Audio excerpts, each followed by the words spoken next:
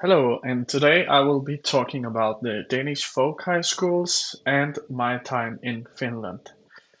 So, I will be talking about Grundtvig and Kold, some of the founding fathers of the Danish folk high schools.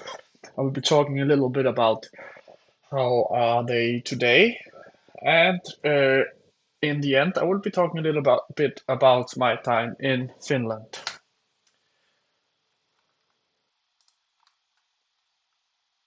Yeah, so what is a Danish folk high school? Let's start with that. It's non-formal adult education. It is a place to grow as a human being and not to pass an exam. We are learning through debate, songs, and community, and the students live together usually in the school. What were the historical roots? It happened in the early 1800s, and the educational system were not that great. The persons learning something were mostly in the schools in Copenhagen, and they're already rich families. Of course, there were schools for the poorer, but it was not really so great. And it was mostly focused on becoming a good Christian. And Denmark in 1814, after the Napoleon War, we lost Norway to Sweden. So Denmark were in a place where we have lost a lot of land. So the national feeling were damaged. We had to find out again who are we as a Danish people. And there is a big difference, of course, as per use for that time period, a big difference between the rich and the poor. And we had a king, monarchy, but he went off in the 1849 and we got our first constitution. So that was a little bit about the historical roots. Okay, so here we have Grundtvig in politics. What did he say? He thought he was a priest, thinker, and he was politically active. He thought the root of society were the lower class, um, because there are so much more lower class people in Denmark, especially at that time. So he thought if we have to find out what is it to be Danish, we have to look at the root of the society, where he thought it was the farmers and the lower class, all in all, because they were just a bigger number, where a lot of political involved persons at that time thought that if we had to look at what is Denmark, we had to look at the upper class, the rich, the well-educated. So in that way, he was a bit a different thinker, and he thought education was for everyone. So everyone should have good education. So he was gonna fight that fight for them, and he was against our authoritarian schools and memorization and state discipline, which were most what the schools practiced back then. He didn't think that was really very good way to like educate people. Okay, so here we have on the left Grundtvig again, and to the right we have Kold. And what were their ideas and practice? So Grundtvig was the thinker that inspired Kold, and he had this phrase, the living word. So he emphasized that words are not just words, they can create things in the real world. So that's why he described it as living, because words are not just words. And he had to write everything, he thought. And we will get more into that later. Okay, Christian Kold. He was the practitioner, so he actually looked at Grundtvig's thoughts and writing, and he thought, "Hey, this is a good idea. Let's actually do something about it." So he actually went out and did it, tried it out in practice. This form of teaching with storytelling, um, and through storytelling and getting the students more involved in the education rather than just sitting on their buns. And he also believed that you should have freedom to teach what makes sense locally. So you don't have to have a government rule what you have to teach the kids. You have to teach them what makes sense in this area you're living in. And he said, first awaken, then enlighten.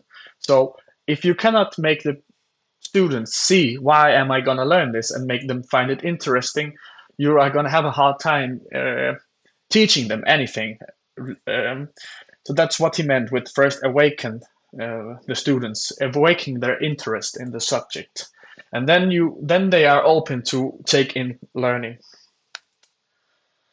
There is this story about Carl who went to this farm where there has been a teacher, probably the local priest or something, and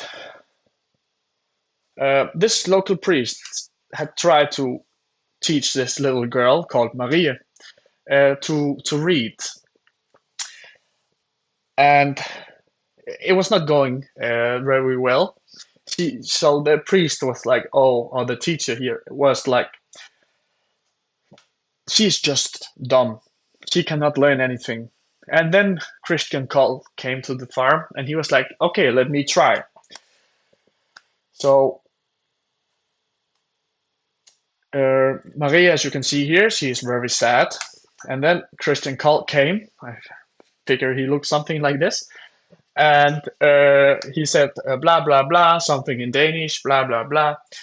And through the storytelling and through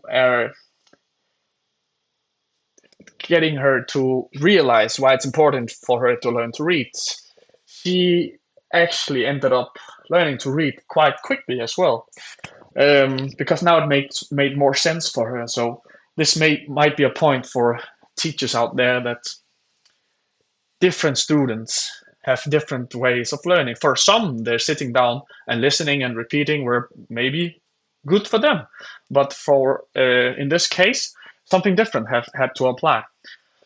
So, in fact, she was not stupid, and that made her happy to realize that.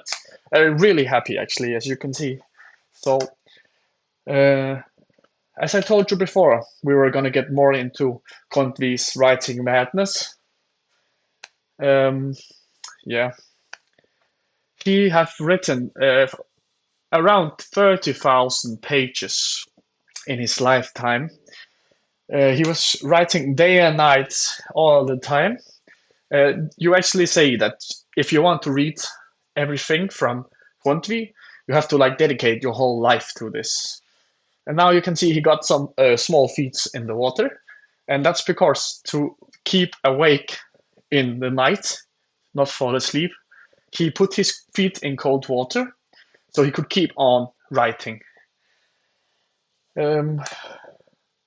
At some point, he were working in Copenhagen with what he loved, and his dad called him and said, you have to come back now. This writing thing is not going to work out for you. And at that time, his dad was right. He has written and written and written, but no one could see the meaning of what he was writing. So he was not very successful until his later life. And his dad said, you have to come home and do your chores back here with me. And that kind of crashed him mentally. And on the way back, he got so bad in the mental state that he started hallucinating and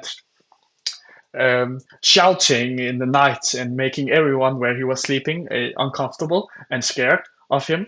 And he said the next day that in the night, the reason he was screaming was because the devil had come to him in the form of a snake and tried to crush him. Yeah, so you can, maybe he was mad, maybe he was amazing, who knows. There's often a thin line between those two. Okay, so the first folk high school was founded in 1844, called Rødding Folkehøjskole. it was mostly for farmers, and therefore it was in the winter period. I think it was around 3 months time, because the other time of the year they had to work on the farms, of course. I've read some transcripts from back then, and from some teachers writing down how it was, and some students, and they describe this like vibrant feeling. Like, believe this, they never had this place where they could come and they could discuss topics, they could discuss life, what is the meaning of everything. Uh, and it must have been amazing to have been there back then. I think I can just see it for me, all these young men. And they were really close together. They actually, of course, it was winter time, so I can only reckon it was really cold. So they slept together, side by side, both teachers and students.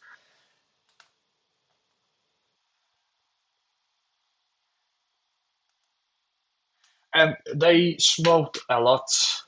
Um, in one of the transcripts I read, a teacher wrote that when he came to have a lecture, which were actually more of discussion and debates than actually lecturing, he had to wear a hat because there was dripping nicotine from the ceiling because they smoked so much. So imagine this vibrant feeling, everyone discussing and smoking cigars or whatever they smoked back then. And the room must have been so thick with smoke. Um, yeah. So how are Danish folk high schools today? There are plus 70 schools in Denmark. There is a huge variety of subjects. You can do like music, sports, art, nature and adventure, philosophy, drama and theatrics, politics, even gaming, and also some um, more job-related preparation, our gardening. So a lot of different, and there are a lot more. It was just a few examples. And you get 50% off. It's actually two-thirds paid by the state. So in the end, you will have to pay 5,000 euros for half a year there. So it would be a lot more expensive if the state did not give this money, extra money. So how is a normal day in a folk high school? There's almost in every folk high school morning assembly and some singing. Singing is a big part of the folk high schools. And it's classes without exams. Meals are shared, so you eat together. Shared living, you live together. Not as close as back in 1844. Now you have your own bed, so something has changed since then. And there's often an evening culture where there will be different kind of spots. Even the students have prepared something fun you can join, attend, or some teachers have done it. Yeah, and it can vary it depending on the schools. Is it the sports school? Then it would probably be something active, and so on. Often in Danish forecast schools, you take a trip as well that you also paid for in these 5,000 euros. Also to get out of Denmark to see some culture. A lot of talks and debates about different stuff. A lot of creativity, and community is a key word here. And we have the folk high school songbook, a symbol of Danish community. I say that because it's not only used in the folk high schools, it's actually used a lot of places in Denmark. If we have to sing together, we bring the Højskolesangbogen, folk schools songbook. Yeah, and of course there are a lot of Grundtvig's songs in there, but in the more modern version, I think there are around 19 versions of this, where some songs go out and new songs come in. So now there is even, I think, Swedish songs in there, Norwegian songs in there, English songs in there. And yeah, it's just when you sing together, the reason why it's so important in the Danish folk high schools is because when you sing together, you get this togetherness feeling, um, which strengthens their relationship between students. Yeah. And Anders in Finland, I did some workshops, and the students could assign their name in this sheet of paper. They could cross out which subject they are interested in and what day and time they were available. And then I had to sit down, do the math, and try to figure out what are they interested in and what days are they available. So what workshops did I do? I did the hobby cafe every Friday, where the goal was to bring each other's hobbies into play and try them out to get some inspiration and also try out new hobbies. So the first time we sat down, we brainstormed a lot of hobbies and then we just picked what do you want to do next time. Then we did that and we tried a lot of different things. Quite fun. Then I had a weekly run every Sunday. Uh, it ended up being a weekly walk. More students attended. If it was a walk, and I also got an injury in my leg, so it was perfectly fine with me. Yeah. Then we had Culture Cafe, where the goal was to exchange cultures because in Kiteen Kansanopistossa there are a lot of different cultures, students from different cultures. So I thought, why not share our culture, find our differences, and uh, um, what is not different.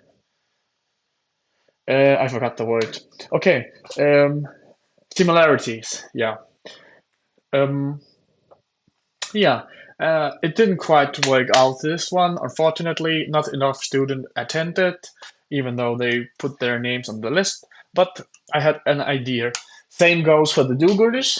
Had a lot of ideas, but not enough students attended. So unfortunately, it didn't work out in the end. But the idea here was uh, that we should do a project group, and together we should find out where can we make a positive difference in the local community. And then we I would give them some skills. How do you do projects? So they would get some skills from it as well. Uh, and then we had to work out the project and then execute it. It could be go to a local nursing home, sing some songs with them. I don't know what we could have come up with, but that's it. In my teaching, I use brain breaks. It means like if I have a longer module and there is a break in the middle, just a small break, like let's say 2 hour module, that I would have a small break in the middle. I would, instead of just make the students have a break, I would do an activity with them. It could be often we go outside and we play a game. Uh, And the reason I do that and not just a normal break is because uh, the, first of all, the students think it's really fun to play a game. And yes, you can do it with adults as well. I have done it both with teens and with adults. And all the time, everyone is always coming back to me and said, "Oh, I really like the brain breaks. What are we going to do tomorrow in the brain break?" So it's something to look forward to as well. And it also creates togetherness in the pupil group because you are outside doing something together instead of if you gave them normal break, maybe these two would talk together, these two would talk together, or they would sit on their phones and whatever. So I try to also have a little time in the end so they have time to, of course, go to the bathroom, just relax a little bit, just 5 minutes maybe. So just a small quick game in like 10 minutes is perfect. Yes, and here I did a brain break with the persons at the meeting, but you can go out online and try to research about brain breaks and find different games. Okay, thank you very much.